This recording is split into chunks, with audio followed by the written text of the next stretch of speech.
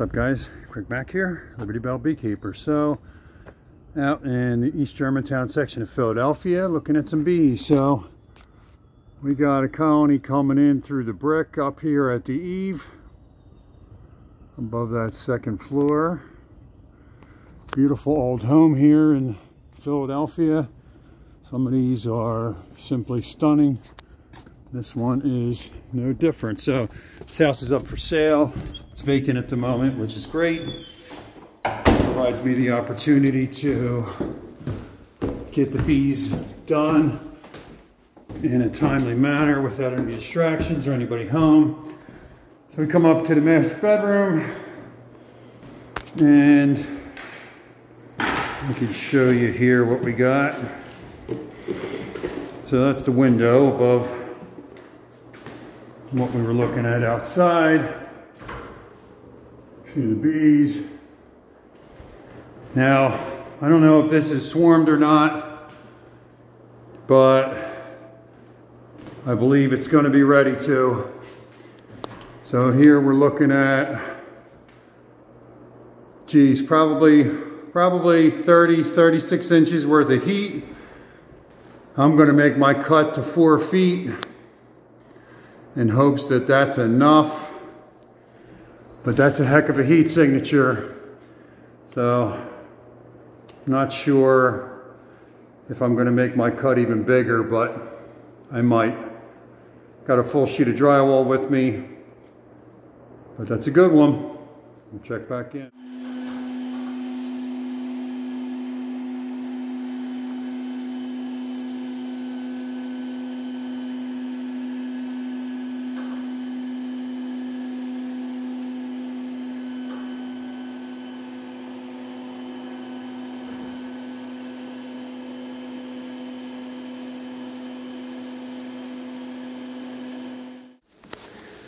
Well, I'm 2 canisters deep. I've got several queen cells. I got a full one in here somewhere, a fully closed cap cell. So they're getting ready. It's raining here today in Philly, so there's the full one. So we're gonna be getting all the bees out of this colony, and we'll make a nice couple of splits with these cells. Got some started on their way, so we'll be making a few cells with this. Let's see, I'm 5 hours into this, 5-foot removal, and I'm in the home stretch. And of course, the beginning of this is a mess. All of it was nice and straight until I got up here. It's all twisted up, and got another almost full cell there. Probably a couple more back in this gnarled mess. Couple of straight rows left. So no queen yet. Probably drove her all the way back here. Yesterday I drove her out. She was on the wall. I found her after, so I'm keeping an eye on this window.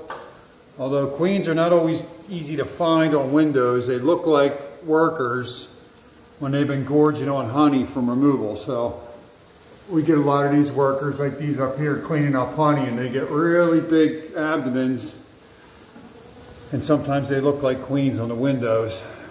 Queens are much easier to find on the comb than they are on the window. So canister number 3. As is the case with many of these big cutouts in old homes, they have a long history of infestation. Here's one in the back eave going up the back of the house. Some remnants of some old comb. Places I can't reach that the bees have been before. Luckily, this time they came in and got into the joist bay. But as you can see, this is old comb from an old colony. And who knows what's backing up in this eave. But you can see some evidence of propolis and some old, really dark comb. So these things are beacons for honeybee colony infestation because of this history. This wax is old. It's been here, heats up in the spring with the sun, and it's a calling card. So the really important thing to do here is to get this as sealed up as possible so they can't get back in. And you can't see, what you maybe can't see because my light's on is the daylight. Oh, maybe you can. The daylight coming through right there. And that's how the bees were getting in. So, old homes, long histories of bee infestation. Here you can see the daylight coming in. Broad daylight. I turned my light off. So that's a wide opening for them to get in. So I'll have to address that. Well, first and foremost, I'm going to stuff this cavity with insulation and then address the opening from outside with whatever means possible. Steel wool, polyurethane caulk, and probably some mortar, because this is a brick house. So this is why reinfestation happens, is because the entry points are not closed off. I mean, look at that. That's daylight. Broad daylight and a lot of it. So, part of what they pay me for is to prevent this from happening again. Well, I come outside and figure that'll do it as far as the daylight goes. And possible entry point for the bees. So, this repair. So I ended up using some plywood to close up that gigantic opening. Filled the cavity with insulation and got her all done. Closed up, ready for paint. And here's a nice shot of the queen.